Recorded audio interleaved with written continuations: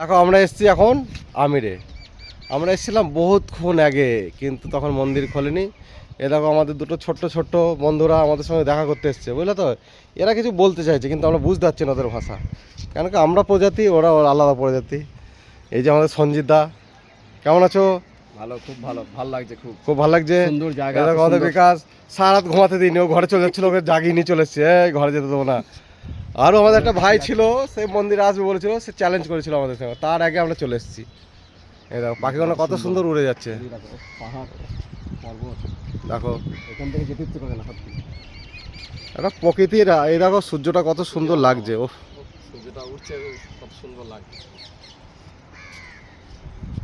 জলমহল,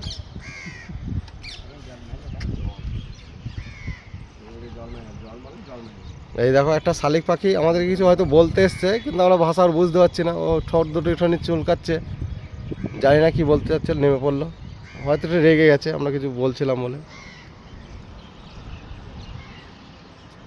এই আমাদের পুজো দেওয়া হয়ে গেছে, আমরা নিচে যাব আস্তে আস্তে। চলো চলো আসছি তাহলে।